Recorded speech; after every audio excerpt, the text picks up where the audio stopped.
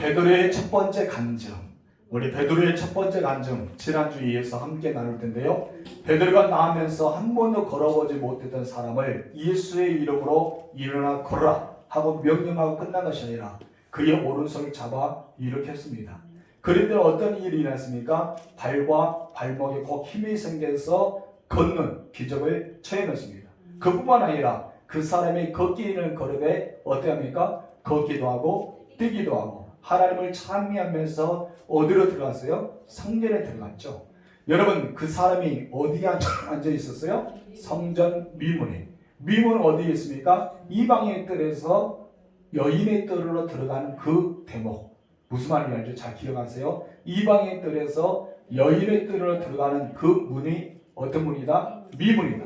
그래서 그 미문으로 들어가는 곳에 앉아 있는데 여인의 뜰을 들어가면서 뛰면서 찬양하는 모습 상상해 보시기 바랍니다. 굉장히 큰 놀라운 역사죠. 이때 첫 번째 올라가서 시작. 기적에 대한 두 반응이 보이죠. 사람들은 이 사람을 바라보면서 야, 저 사람은 미문에 앉아서 40년 동안 그는 늘 그곳에 앉아 있었던 겁니다. 어린아이 시대를 빼면은 약 30년 넘게 앉아서 늘 구걸하는 사람 중에 한 사람이었어요. 그런데 나면서 한 번도 걸어보지 못한 사람이 걷게 되자 놀라운 반응, 두 가지 반응이 있습니다. 그중 첫 번째 반응은 어땠습니까? 다 같이 시작. 나면서 못 걷는 사람의 반응. 신기하죠? 한 번도 걸어보지 못했습니다. 그런데 다리와 발에 힘이 생기자 걷게 됩니다. 여러분 너무나 기쁘겠죠? 자기의 소원은 이렇게 예배를 드리고 가는 사람들, 기도하러 가는 사람들처럼 나도 성전에 들어가고 싶다. 그 마음이 간절할 겁니다. 근데 하나님 앞에 그렇게 놀라고 치유받아서 들어가셨어요. 그러나 이 사람은 예수의 이름으로 치유됐지만 예수님이 자기를 고쳐주었다고 생각했을까요? 아닙니다. 누가 고쳐주었다고 생각할까요? 베드로 또는 요한. 베드로는 요한이 고쳐주었다고 생각해서 지난주에 우리가 보았던 것처럼 그 사람들을 붙잡았어요. 요한과 베드로를 붙잡았던 이유가 자기를 걷게 하였던 사람이기 때문에 붙들고 있었던 것을 보게 됩니다. 근데 사람들이 그 사람이 요한과 베드로를 붙잡고 있을 때 모든 사람이 솔로몬 행각으로 모여들기 시작했습니다. 그리고 나서 또 다른 사람들의 반응이 나오는데 두 번째 다시 읽읍시다. 시작. 남에서 못 걷는 사람이 걷고 뛰어다니는 방식을 목격한 사람들의 반응이다. 이 사람들 보니까 너무나 신기한 거예요. 분명히 그들은 알고 있었습니다. 이 사람이 성전 미문에서 앉아서 구걸하는 거.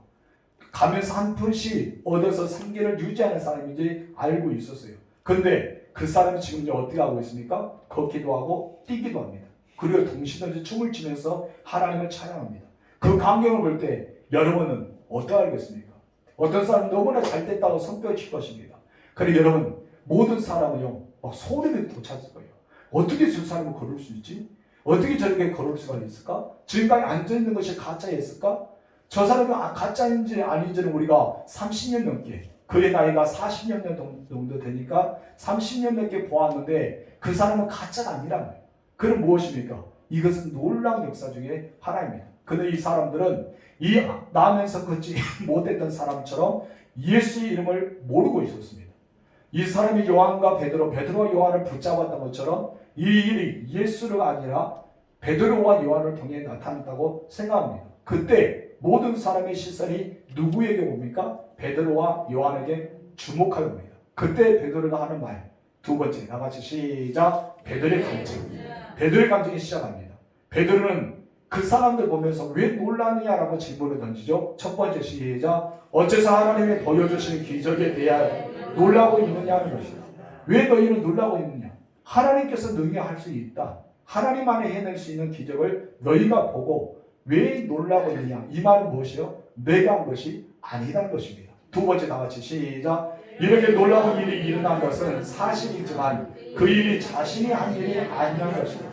자기가 고친 것만 어쩌면 자기 입술을 통해서 자기 손에 의지해서 이 사람이 걷게 되었지 않습니까? 예를 들어 한 번도 걷지 못한 사람이 열흘을 복이 있는데 제가 예수 이름으로 걸어라 하고 제가 그 사람을 이렇게 세웠습니다. 열흘 보는 가운데도 기뻐 뛰며 찬양이 있다는 것이죠. 막 뛰면서 하나님께 찬양하는 것입니다. 그렇다면 여러분들은 오늘 이 시간에 보았던 것을 사람들에게 말할 때 어떻게 말했습니까? 하나님이 하셨습니다. 그렇게 말하는 것보다 김호영 목사님이 예수를 명한즉 나음을 얻게 됐다 하면서 제 이름이 들어갈 수가 있다는 것입니다. 그렇기 때문에 베드로는 자기가 하는 것이 아니라 너희가 보는 것은 일어난 것은 사실이다. 내가 예수 이름으로 일으킨 것은 사실이지만 내가 한 것이 아니라 누가 했다? 바로 하나님이 하셨다 하면서 세 번째 다 같이 시작. 3절 구원은 하나님의. 그래서 아브라함의 하나님, 이삭의 하나님, 야곱의 하나님, 우리 조상의 하나님, 그 하나님께서 그 예수 그리스도를 통해서 이와 같은 놀라운 역사를 행했다라고 지난주까지 우리가 함께 나누었습니다. 그러나서 네 번째, 오늘부터 시작합니다. 네 번째 다 같이 읽읍시다. 시작. 베드로가 소개한 예수 그리스도. 그렇다면 하나님의 이름으로 구원받았던 이 사람, 예수의 이름으로 치유되었던 이 사람, 그렇다면 그 예수가 누구냐 이거예요. 그 예수가 누구냐에 대해서는 우리는 이미 3장에서 베드로를 통해서 간증에 대한 설교에 대한 것을 읽게 들어왔습니다. 이제 베드로는 성전 미문에 앉아서 구걸하는, 그리고 한 번도 걸어보지 못했던 사람을 세웁니다. 그리고 예수 그리스도에 대한 것을 설명하기 시작합니다. 우리는 여기서 베드로의 말하는 간증의 핵심을 우리는 찾아볼 수 있습니다. 그 중에 하나가 무엇입니까? 내가 한 것이 아니라는 것입니다.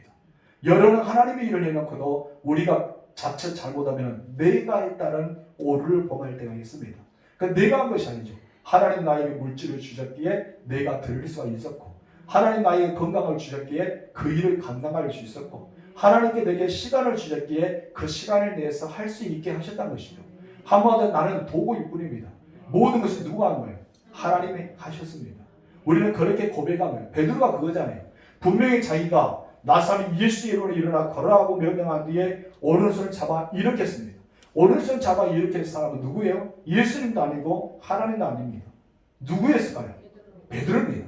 분명히 이거는 사실이에요. 그런데 베드로는 내가 한 것이 아니라는 것이죠. 내가 한 것이 아니라 내 안에 계신 하나님, 내 안에 계신 예수 그리스도께서 내 마음에 감동을 주셨기 때문에 그 일을 했다라고 볼 수 있습니다. 무슨 말인지 알 수 있습니까? 이것이 바로 우리의 신앙의 고백이 될 줄 믿습니다. 그렇기 때문에 첫 번째는 내가 한 것이 아니다. 두 번째는 그것은 하시는 분이 예수 그리스도다. 이것을 증거하고 있는 것입니다. 예수님은 어떤 분일까요?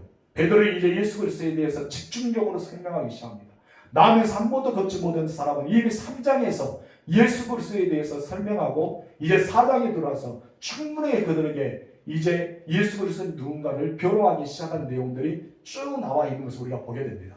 그리고 우리가 3장 보고 있는 이 시점에 이 베드로는 자신에게 이 사람을 걷게 하는 것은 내가 한 것이 아니라 예수 그리스도께서 하신 것이다. 집중적으로 설명하면서 13장이 이렇게 풀어가고 있습니다. 그렇다면 예수 그리스도께서 하신 것이다 라고 끝난 것이 아니라 이제 풀어가야 되는데 어떻게 풀어갑니까? 과거로 돌이킵니다. 야, 과거로 돌아갑시다. 과거로 돌아가면 어디로 돌아가야 됩니까? 빌라도 법정으로 돌아갑시다. 야, 과거로 돌아갑시다 하면 여러분이 시작. 과거로 돌아갑시다. 야, 13절 주문 시작.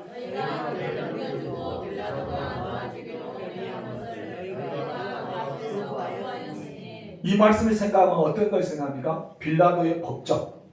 빌라도의 법정입니다. 많은 사람들, 대제사장과 장로들과 서기관들과 수많은 바리새인, 사두개인, 그런 유대인의 관원들과 유대인들 다 그곳에 서 있습니다. 로마의 군병도 300명이 넘는 가운데 그곳에 지키고 있습니다. 그런데 그곳에 있는 사람들은 1000명이 넘는 어마어마한 많은 숫자가 놓여 있습니다. 근데 빌라도는 무엇입니까? 이 사람은 아무 죄가 없다. 나는 놓아줄 수가 있다라고 했지만은 모든 사람이 뭡니까? 거부합니다.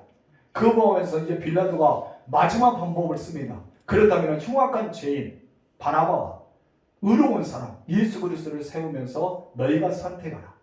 유대의 이 6월절 다가오는 이 관례에 따라서 내가 한 사람 죄인을 놓아줄 수 있는 전례가 있기 때문에 너희에게 선택권을 주겠다 하는데 많은 사람들 무엇을 했다고요? 예수를 선택하지 않고 바나바를 선택합니다.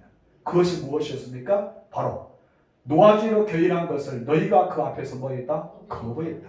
바로 빌라도 법정에서부터 시작해서 예수는 누구인가에 대해서 설명합니다. 기적을 베풀어 주신 예수 그리스도의 이름은 바로 너희가 죽였던 예수라고요. 너희가 예수를 죽였다라고 설명합니다. 한마디로 너희가 예수를 팔았다. 너희가 예수를 죽이기로 결정했다라고 설명합니다. 우리가 예수의 이름으로 찬양하고 예수의 이름으로 기도하고 예수의 이름으로 일을 행하게 됩니다. 그래 예수를 믿으면서도 변화되지 않은 삶을 살아갑니다. 기도를 유창하게 해도 변화가 안 돼요. 내 삶 속에. 성경을 많이 알고 있음에도 변화가 안 됩니다. 그리고 봉사하고 헌신해도 내 삶은 변화가 안 됩니다. 그리고 세상 사람들이 우리의 얼굴 앞에서 그러지 못해도 다른 사람 앞에는 저 사람 같으면 나는 예수 안 믿는다고 이야기하는 사람들도 있다는 것입니다. 그렇다면 왜 내 삶은 변화가 되지 않을까요? 내가 예수 믿으면서 기도도 하고 예수 믿으면서 찬양도 하고 예수 믿으면서 예배도 드리고 예수 믿으면서 현금도 하고 봉사하고 신앙생활 잘해요. 정말 우리가 천사처럼 살아갑니다. 그런데 내 삶이 변하지 않은 것입니다. 왜 변화가 안 됐다고 생각합니까? 중요한 것이 여기에 있습니다. 왜 변화가 안 된 줄 아세요? 저번에 설명했지만 딱 한 가지입니다. 나는 예수를 죽이지 않았어. 내가 예수를 죽이지 않았단 말이에요.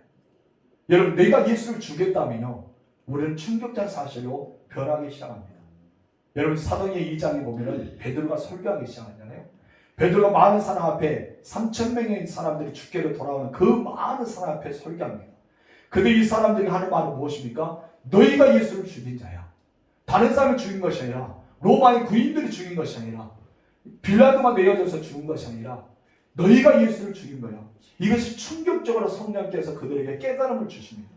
깨달음을 주면서 자기들이 예수를 죽였다는 이유를 알고 그들이 옷을 찢으면서 무엇을 하였습니까? 형제요, 우리가 어찌할 거라고 말합니다. 그때 무엇이에요? 예수를 믿고 제사를 받으라. 회개하여서 성령을 선물 받으라. 이 말하게 됩니다. 그래서 그 모두가 회개해서 작정해서 성령의 세례를 받아서 주께로 돌아온 숫자가 몇 명이었다? 3,000명이 되었다고 성경에서 말하고 있지 않습니까? 여러분, 이것은 내가 예수를 죽였다고 인정할 때 우리의 삶이 변화될 수밖에 없습니다.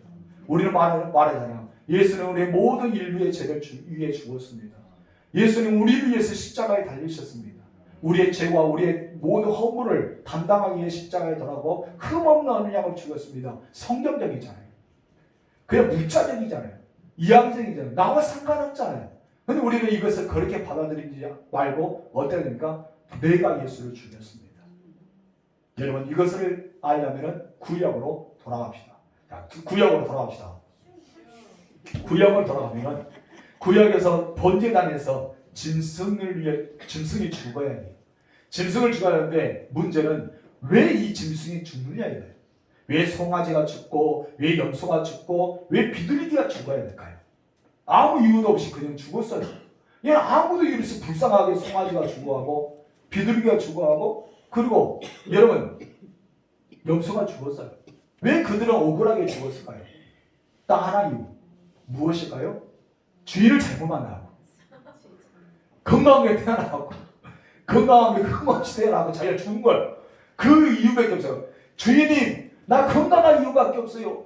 나 이렇게 주인 앞에 태어난 게 그 두 가지밖에 없어요. 왜 네가 죽어야 돼요? 근데 하나님 무엇입니까? 너희가 이것처럼 죽어야 되는데 너의 죄로 말미암아 네가 이 짐승처럼 죽어야 되는데 너는 이 짐승의 너의 죄를 담당해서 대신 죽은 거야. 이것이 구약의 제사입니다. 무슨 말인지 알죠? 번제, 한목제, 소제, 석번제, 요제 모든 제사가 바로 내가 죽어야 되는데 제사장이 내 머리와 짐승의 머리에 올려서 뭐하는 건가? 위임하는 거예요. 뭐를 위임합니까? 이 사람의 죄를 이 짐승에게 뒤집어 씌는 거예요. 이 짐승에 뒤집으면서 이 짐승이 각을 뜨기 시작합니다. 제사장이 칼을 가지고 쫙 찢죠. 내장이 흘러내립니다. 그럼 이 사람은 어떤 마음으로 그걸 지켜보고 있습니까? 내가 죽어야 되는데 내가 창자가 빠져야 되고 내가 피를 쏟아야 되고 내가 콩팥과 간과 모든 쓸개가 다 쏟아지는 것을 보아야 되는데 짐승이 찔렸다가 어떻게 합니까? 불을 짓죠. 으악! 살라고 불을 질 거예요. 이 불을 지면 내가 통곡이 돼야 하는데 이것을 보고 있어서 제사를 지냈다는 거예요. 그러다 이 사람의 죄는 누구 때문에 사함 받은 거예요? 하나님의 은혜지만은 내 죄를 대신 진 어린 양, 내 죄를 드는 송아지, 내 죄를 대신 진 비둘기를 바라보면서 내 죄값을 저들이 치르고 있다 이것을 보는 거예요. 그럼 이 사람들은 그 죄 사함을 어떻게 받습니까? 나의 죄를 저들이 대신 정으로 내가 속죄함을 받았다고 생각하는 것입니다. 단번에 죄 한 번의 제사가 무슨 말인지 알죠? 예수의 십자가의 죄의 증거 누구의 죄 때문입니까? 나의 죄입니다. 우리의 죄라고 하지 마세요. 예수님 십자가에서 갈비가 찢어 죽은 거 누구의 죄예요? 나의 죄란 거예요. 그 사건을 베드로가 너희가 주겠다라고 이야기합니다. 너희가 주겠다. 그것을 말씀하고 있는 것입니다. 여러분, 우리는 이것을 알아야 돼요. 내가 예수를 주겠다 하면요, 우리는 달라집니다. 나와 관계가 있잖아요. 내가 죄인인데 불구하고 예수는 나를 위해서 죽었기 때문에 내가 예수님을 대신 주겠다 하면 우리는 달라진 모습이 여기 나옵니다. 바로 예수님을 죽인 자는요, 다른 사람 아닙니다. 바로 베드로가 설명한 거예요. 너희가, 바로 너희 자신이, 나 자신이 예수를 죽였다는 것입니다. 그리고 이 소리를 들을 때 우리는 불편해요. 그때 2000년 전에 돌아가서 내가 예수를 죽였어. 나 살인자도 아닌데. 우리 굉장히 불편한 소리 들립니다. 근데 우리는 그 소리를 들어야 돼요.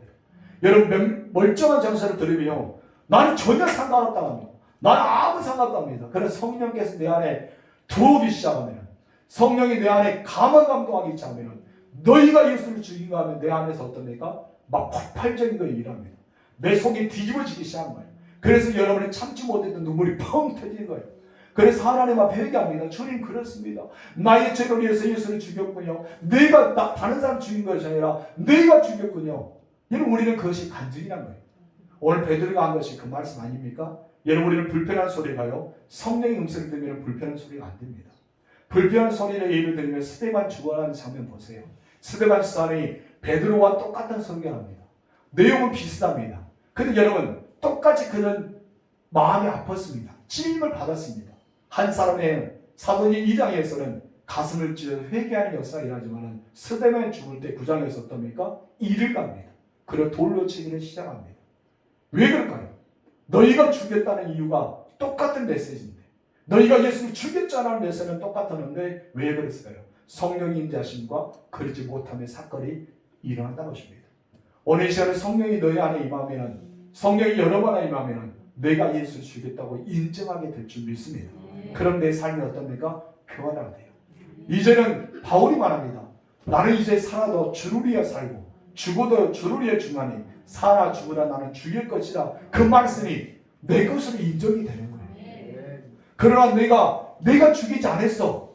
그날 빌라도가 내가 죽었잖아. 우리의 신앙 고백 안에서 빌라도가 못 박혀 죽였다 했잖아. 나는 아니야 라고 하니까 나와 예수는 상관이 없어요. 그냥 문자적으로 성경적으로 그냥 들려오는 메시지의 복음적으로 믿은 거지 나와 관계가 없기 때문에 내가 변화됐나요? 변화가 안 됩니다. 그럴 때 우리는 성장하지 못한 것입니다. 또다시 베드로는 무엇입니까? 너희와 상관이 있어. 나와 상관이 있어 메시지 지으면서 15절 말씀을 이어가고 있습니다. 시작.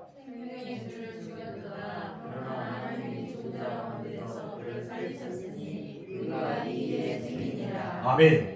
너희가 거부하여서 너희가 죽인 거야. 그러나 여러분, 여기서 중요한 게 있습니다. 너희가 예수를 죽였지만은 그런 무덤에 있는 것이 아니야. 인목에서 돌문을 큰 돌로 가둬놓는 그분이 그냥 그곳에 있었던 것이 아니야. 그런 살아났어. 누가 살려놨습니까? 아버지께서 살리셨어. 하나님이 살리신 거예요. 사망 고세를 이기고 다시 살아나셨어. 그렇기 때문에 한마디로 이 사람이 걷게 되는 이유, 그 사람이 예수 이름으로 걸었던 이유는 무엇이야? 너희가 죽였던 예수님이 하나님을 살리시고 큰 권능의 능력을 가지고 이 사람을 걷게 하는다. 너희가 40년 동안 이 사람을 걷지 못했던 거, 너희가 30년 넘게 이 사람을 보았던 거, 이 사람을 걸은 하루아침에 그것도 몇 시간 몇 분 전에 걷게 된 이유는 바로 그 예수, 하나님을 살렸던 예수, 너희가 죽였지만 살렸던 예수가 그 이름의 이름으로 걷게 된 것을 설명하고 있는 것입니다. 얼마나 분명하고 확실한 대답입니까? 예전에 베드로는 어떠 있습니까? 베드로는요, 성문 문에 지키고 있는 비자, 그 여자 계집종 앞에서 덜려 떨었습니다. 그리고 저주까지 했습니다. 닭이 2번 물기 전에 3번이나 부인했던 그런 비겁한 사람이었습니다. 근데 이제 베드로는 어떻습니까? 이제 완전히 달라진 거예요. 내가 예수를 죽였구나. 내가 죄를 뒤집어 쓰고 나의 죄를 뒤집어 쓰고 예수가 죽었다는 걸 알고 인정하게 되자 그는 자신에게 선포하게 됩니다. 5번째 시작. 그 이름을 위하여. 16절 말씀 시작. 그 이름을 믿음으로 그 이름이 너희가 보고 아는 이 사람을 성하게 하였나니 죄송합니다. 성하게 하였나니 예수 말미암아 난 이름이 너희 모든 사람 앞에서 이같이 완전히 낫게 하였느니라. 아멘. 완전이라는 말을 우리는 주목해야 됩니다. 완전이라 말은 예전보다 더 건강한 물처럼, 어떤 흠이 없는 물처럼 깨끗한 몸으로 치유되었다는 것을 설명하고 있습니다. 계속해 베드로는 예수, 그분이 살아나셨어. 지금 그분이 이 사람을 어떻게 했다? 이렇게 세운 거야. 그것도 성하지 않게, 완전하게, 깨끗하게 고쳐준 거야. 이것을 결론을 맺으면서 베드로는 결론의 간증의 모습을 말합니다. 기적은 어떻게 일어났습니까? 예수 그리스도의 이름으로 일어났습니다. 베드로 안에는 믿음, 내가 죽었다는 예수를 죽였고 하나님께 그를 살리셨고 나의 모든 죄를 다 사하여 주시며 예수 그리스도의 이름의 능력을 가지고 우리가 사용할 수 있다는 것을 그걸 믿는 믿음 안에서 초자적인 기적의 역사가 일어났던 것입니다. 이것을 가르쳐 사도인 누가복음에서 사도인 이제 넘어가면서 무엇을 말합니까? 부활의 믿음이랍니다. 어떤 믿음이다? 부활의 믿음. 여러분 부활의 믿음, 바로 예수 이름으로 나타났던 것을 말하게 됩니다. 우리가 기도할 때 누구의 이름으로 기도합니까? 예수의 이름으로 기도합니다. 여러분 모든 질병을 고칠 때 누구의 이름으로 선포합니까? 예수의 이름으로. 귀신 들린 자를 어떻게 내쫓습니까? 예수의 이름으로. 여러분 우리는 모든 것이 마찬가지입니다. 되지 않았던 문제, 막혔던 장애물, 수많은 것들은 예수 이름으로 선포해야 됩니다. 여러분 갇혔던 것은 누구의 이름으로? 예수의 이름으로. 주의 보혈을 뿌리세요. 여러분 장자에 죽으면서 그 모든 장자, 애굽의 장자가 죽었지만은 여러분 이스라엘 식구들에 있는 사람들은 장자가 죽지 않았습니다. 어린 양의 피를 발랐잖아요. 여러분의 집을 어린 양의 피를 뿌리세요. 몸이 연약한 자라도 예수의 보혈을 씻겨버리십시오. 우리를 선포해야 됩니다. 저는 매일마다 아침마다 기도합니다. 이 진도 땅에 나사렛 예수의 보혈을 덮어달라고. 우리 성도들의 집을 예수의 보혈을 덮어달라고. 우리 성도들의 사업과 여러분 가정과 직장을 예수의 보혈을 덮어달라고. 우리를 선포해야 돼요. 우리를 선포할 권한이 있습니다. 그렇기 때문에 아버지의 권세를 너희에게 준다 했잖아요. 우리는 아버지의 권세로 선포해야 됩니다. 오늘 본문에서 이 베드로는 무엇입니까? 알았기 때문에 선포하잖아요. 예수의 이름으로 걸어라! 선포했습니다. 선포만 끝난 것이 아니죠. 예수는 무엇입니까? 너희는 구하라라고 하지 말고 무엇입니까? 찾으라. 그리고 두드리라 했습니다. 여러분 베드로는요 명령하면서 구했습니다. 그걸 어떻습니까? 찾았습니다. 들어 올렸잖아요. 그리고 함께 부축에 나아갑니다. 두드렸습니다. 우리는 이 세 가지의 기도의 방법을 알아야 됩니다. 여러분 베드로는요 명령한 것이 아닙니다. 바로 우리가 이것을 알아야 된다는 것입니다. 여러분 누구의 이름으로 구원받습니까? 예수의 이름입니다. 다른 천하의 다른 이름을 주신 적이 없다고 4장 12절에 말씀하고 있지 않습니까? 예수 이름으로 여러분이 영광스러운 삶을 살 수 있습니다. 지금 여러분들은 영광스러운 삶이에요. 변화된 거듭난 지금 하나님의 대사로 하나님의 사자로 하나님께서 부르시는 그 영광의 삶을 살아가고 있잖아요. 이것을 이렇게 변화된 삶이라고 볼 수 있습니다. 내가 죽이지 않았다. 나는 죽이지 않았어 예수를. 나는 죽인 적이 없어. 그러면 여러분은 이 영광스러운 모습을 살아간 것이 아니라 가짜로 살고 있는. 여러분 가짜 신앙을 가지지 마세요. 진짜 신앙을 가지세요. 누가 예수를 죽였어요? 내가 죽였어요.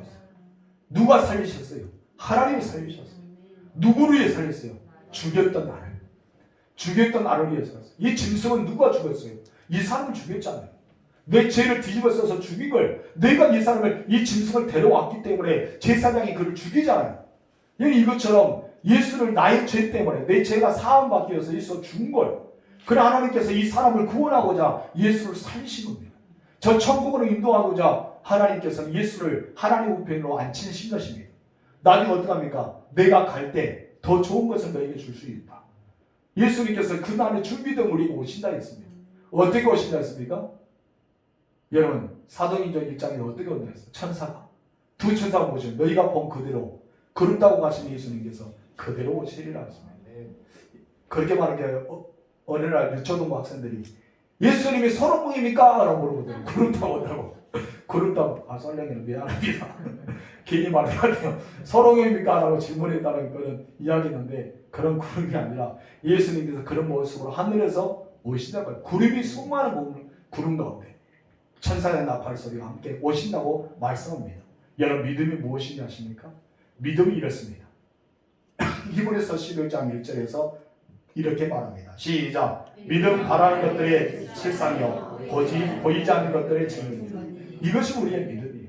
우리는 이 믿음을 가져야 됩니다. 그래야 뭐가 되나요? 기적이 납니다. 예수님이 내 안에 품고 있어요. 보입니까? 보이지 않습니다.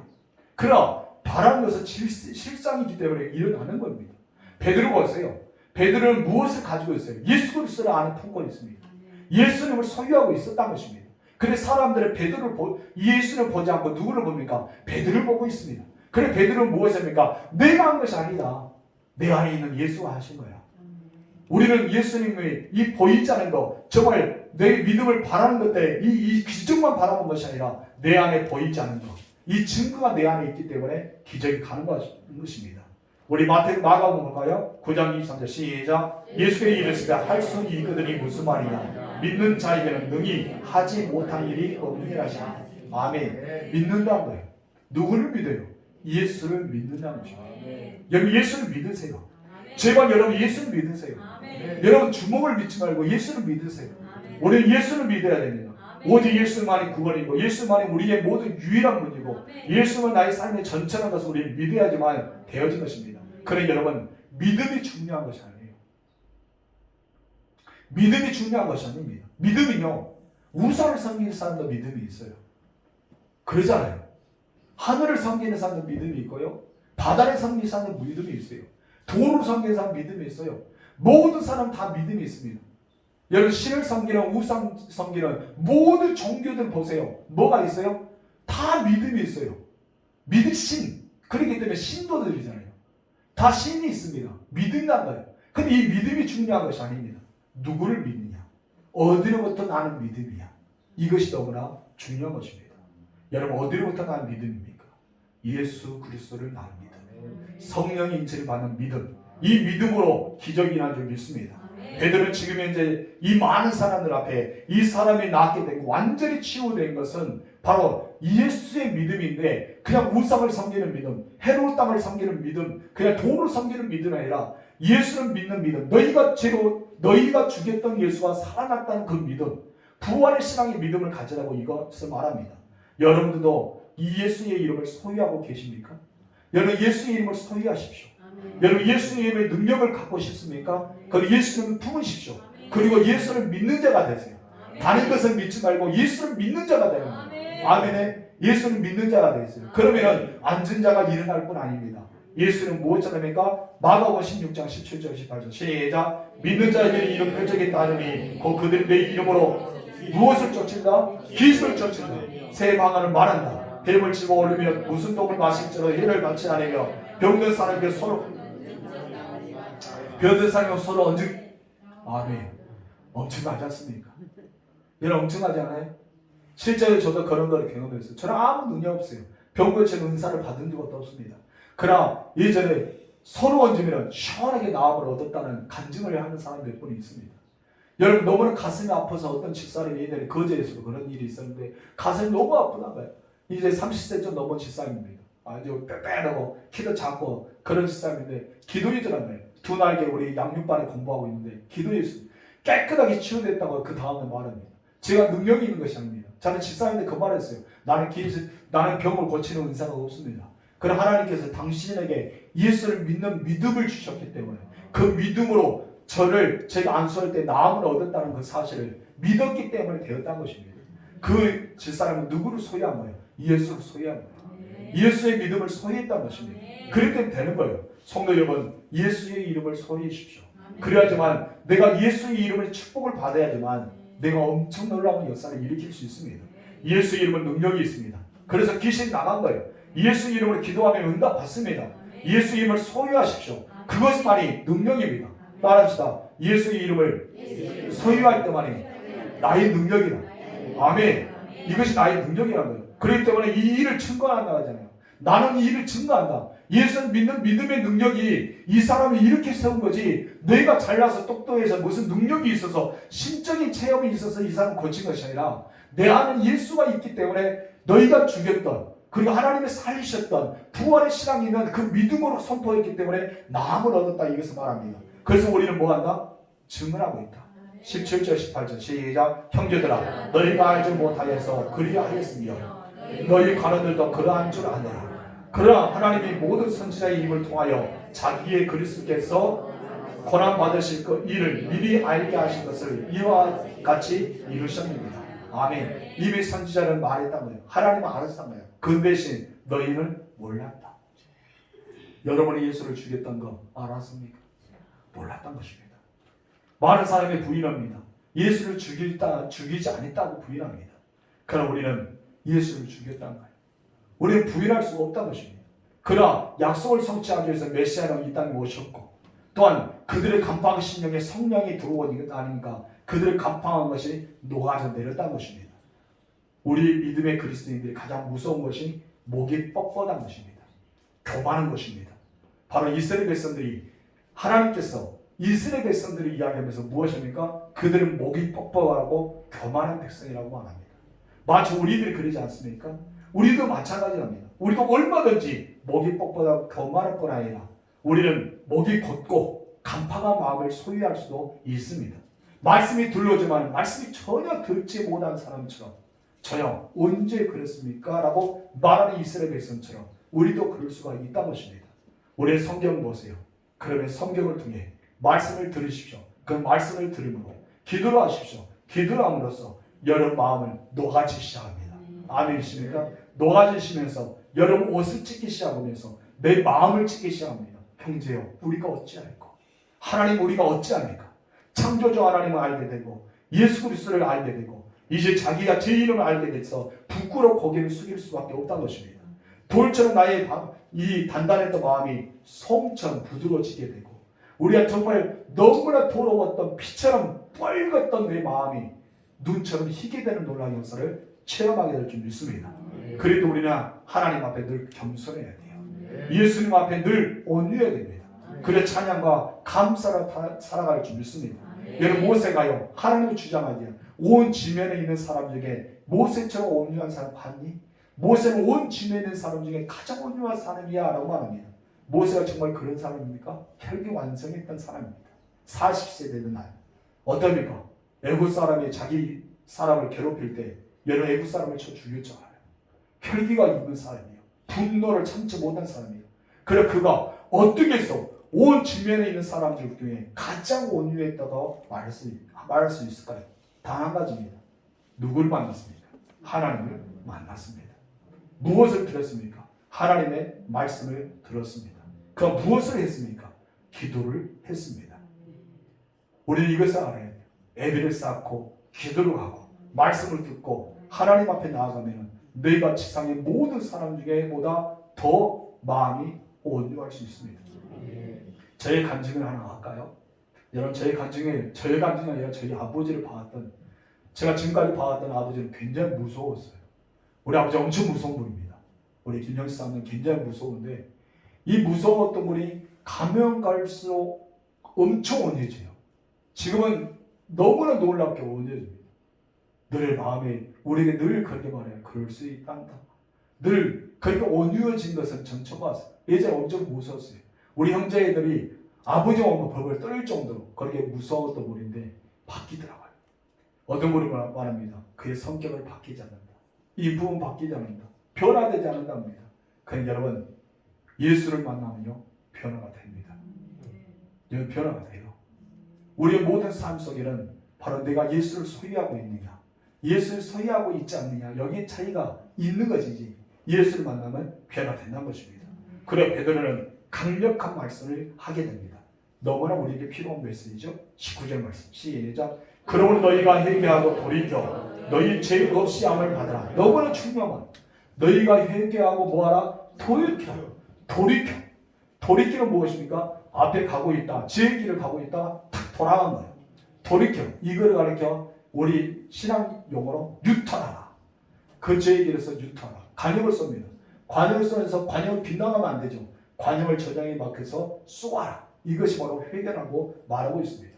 베드로는요 결론적인 메시지를 증거하면서 회개라는 말씀을 쓰면서 이 회개가 잘못된 것이 아니라 너희에게는 엄청난 축복이야. 이것은 메시지하고 있습니다. 그래서 무엇입니까? 죄 없이 함을 받으라. 이와 같이 하면 어떻게 된다? 새롭게 되는 날이 주 앞에서부터 이룰 것이라.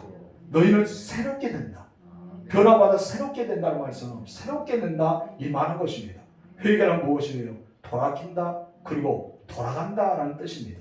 그렇다면 회개의 결론은 무엇입니까? 제 사함을 받는 거예요. 깨끗함을 받는 거예요. 여러분이 제사함을 받고 싶습니까? 그리고 여러분들 예수를 내 안에 소유하고 싶습니까? 그렇다면 여러분의 목이 곱고 뻣뻣한 교만의 모든 죄를 회개하십시오. 예수를 제대로 만나십시오. 예수의 이름에 축복을 받으세요. 여러분 예수님이 내 안에 거하시는 놀라운 역사를 일으키십시오. 베드로가 일으켰던 것은 분명합니다. 자기가 하지 않았던 것입니다. 누가 했냐 사람들은 질문합니다. 내 안에 있는 예수, 너희가 예수를 죽였던 예수, 그 하나님의 살리셨고 부활의 신앙을 가졌던 예수, 그 예수님께서 나의 입술을 선포할 때 그 능력이 그 사람을 완전히 치유되게 하셨다. 그 이름은 누구야? 예수 그리스도다. 여러분의 삶의 인생의 주인은 누굽니까? 예수 그리스도. 여러분을 변화시킨 분은 누굽니까? 예수 그리스도. 여러분의 천국길을 인도하신 분은 누굽니까? 예수 그리스도. 여러분 모든 문제를 해결할 수 있는 분이 누구입니까? 예수 그리스도. 그 예수 그리스도를 여러분 소유하실 줄로 축복합니다. 아멘. 우리 마음에 두 손 올리고 기도합시다. 하나님, 나의 목이 뻣뻣했던 것을 용서하옵소서. 돌처럼 단단했던 내 마음을 용서하옵소서. 나도 모르게 교만했던 걸 용서하옵소서. 우리가 하나님 앞에 나가서 눈처럼 길어지게 하옵시고 내 죄가 사하여서 내가 죽였던 예수가 하나님의 살리셨던 것을 믿고 우리가 예수를 소유하고 예수 이름 믿고 변화되어 우리가 주께 영광 드리는 우리의 모든 삶이 되기를 위해서 우리 나가서 주여 한번 부르고 기도하겠습니다. 주여!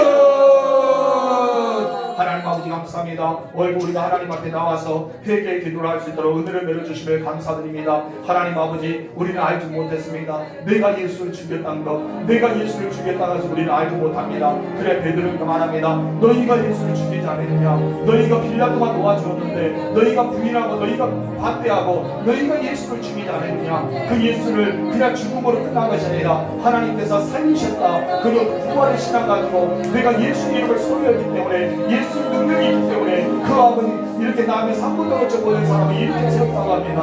아버지 하나님, 나에게 있어서 목이 곧어서 뻣뻣한 자가 아닙니까? 너무 내 마음이 급한 자가 아닙니까? 우리의 모든 교만을 용서해 주시고 이 시대에 회개하고 자백하오니 하나님 우리가 회개하고 돌이켜서 우리가 죄 없음을 받게 주시고 우리가 새롭게 거듭남으로써 예수를 소유하는 역사가 일어나게 하옵소서. 예수 믿는 거 우리가 너무나 중요합니다. 내가 예수 믿는 자가 되고 예수 믿는 거듭나는 자가 되고 예수의 이름의 능력을 소유하는 자가 되고 하나님 내게 주시는 그 최고의 복을 받아들이는 하나님의 사람들이 될 수 있도록 역사해 주옵소서. 내가 예수를 믿기로 합니다. 예수를 믿기로 합니다. 예수 이름을 소유하기로 합니다. 예수 이름을 선포하기로 합니다. 하나님 아버지, 우리가 마가복음 16장처럼 예수의 이름 믿는 자에게 이런 표적이 따른다 했으니 그 표적에 따르는 역사가 일어나게 도와주옵소서. 하나님의 놀라운 역사가 우리를 통해 나타나게 하옵소서. 우리가 예수를 죽였다는 것을 인정하게 하여 주시고 하나님의 살리에 죽었다는 것을 믿게 하여 주시고 내 안에 예수님께 계시는 것을 우리가 의지하며 살아가는 주의 종들 예수님으로 역사하옵소서. 오 주님 감사합니다. 영광 받아 주시옵소서. 하나님 아버지, 나면서 한 번도 걷지 못하는 사람은 40세라고 사도행전은 말하고 있습니다. 40평생 동안 한 번도 걷지 못한 사람이 베드로 요한을 만남으로 걷게 되었습니다. 그럼 얼마나 기뻤을까요? 얼마나 즐거웠을까요? 예수의 이름 모르지만은 자기를 이렇게 세웠던 사람은 베드로와 요한을 믿었기에 그를 붙잡았습니다. 수많은 사람들이 그가 분명히 앉아있는 안질병이고 걷지 못하고 늘 그것에 구걸한 사람이 걷게 되자 모든 신설은 베드로 요한에게 다가왔습니다. 그러나 이 베드로는 강력하게 말합니다.